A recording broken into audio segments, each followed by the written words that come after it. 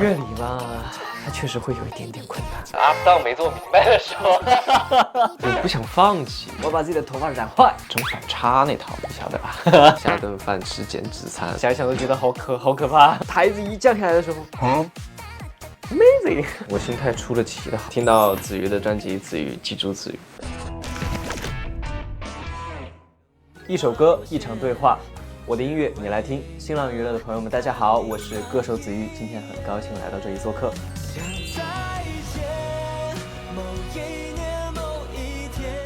觉得第一个关键词应该是成长，然后第二个关键词是不后退，第三个关键词是感谢，因为我认为其实它是一个追梦人的缩影嘛，而我就是那个追梦人，相信大家的身边都会有千千万万个追梦人共同在这条路上，所以也想说送给每一个追梦人，希望每个追梦人都可以努力成长，绝不后退，然后充满感谢。过年之前那段时间，我们就已经开始去做这相关的讨论、立意、定义，然后再开始准备去收割了。确定这个事情已经开始正式说可以说的程度，我才是在年初的直播和大家透露。毕竟如果说空画饼也不太好。其实我觉得我在这张专辑当中，不只是一个演唱表演者，还可能是就是这个故事的亲临者。每一首歌呢，其实它都会有对应的曲风啊，我们要去考虑这个曲风它是否合适，它的概念是否和这张专辑去做合适的搭配。其实现在的词，我自己也贡献了一点点我的一份力吧。除此之外呢，就是每个收过来的 demo， 我都会自己做一遍试唱，我们在内部讨论去选择一个我觉得这个 OK， 然后我们会在这个基础上二次的去做改编，让它更符合这个专辑的概念和定义。歌曲我们现在定下来，那我们接下来就要去找每一首歌的制作人。除了之前我们很熟悉的制作人之外，这次也尝试了很多新的制作人。其实这张专辑也有几首歌是定制的，就是我带着就是想要表达的情绪啊，还有曲风，去和老师去沟通，然后老师目前给出来的就是现在专辑的定制的几首歌，我都非常的喜欢。有没有哪一首歌的词是你参与创作你觉得特别满意的？我倒是找不出来说我觉得哪一首歌是最喜欢，我只是在某些词语上去做一个可能在韵脚搭配上，我们去换一个新的词，让它的感受更加的就是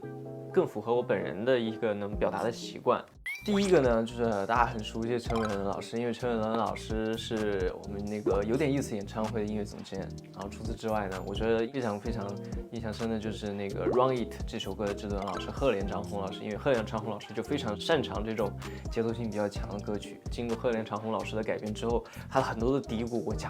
就觉得哇，眼前一亮，真的。因為這首歌後面有編了一些舞蹈啊，然後在跳舞的過程當中聽這個鼓的感受又是完全不一樣的。因為我覺得我覺得我並不是一個很擅長就是能接受別人誇獎的人，我只是做到了我當下能做到的全部，但是我並不認為這是於現在這個市場而言最好的。沒有，因為老師們其實中間隔了這麼長時間，從演唱會到我們準備開始錄製整張專輯，會發現其實隔這段時間，老師會說，比之前更自然了，是的，然後唱的也比之前更輕鬆、更放鬆了一些，包括在聲樂的技巧上也比之前更熟練了一些。他會說，在這段時間你還在進步，我當時會覺得沒白練。哇，其實這麼長時間以來，對我來說更像是一段潛心修煉的過程。我在這個過程的收穫嘛，就是拿錄歌做形容的話，其實我們在錄的第一首歌叫《不回頭的人》，那一天真的站在麥克風面前試唱了很多遍，都沒有很快去找到一個說正是我們要錄歌該要找到的就是聲音狀態、表演狀態。但是經過這麼長時間以來的，就是不管是錄歌啊、學習，我們最後一首歌錄的是24。那天真的哇，非常的自信，往麥克風面前一站，耳機一戴，一遍試唱，老師說可以了，我們直接可以開始正式的錄製了。那天進度就非常的快。聲樂技巧，其實聲樂技巧相較於之前的我來說，肯定是會有很大進步的，但是也不能說哇煥然一新，肯定不至於啦。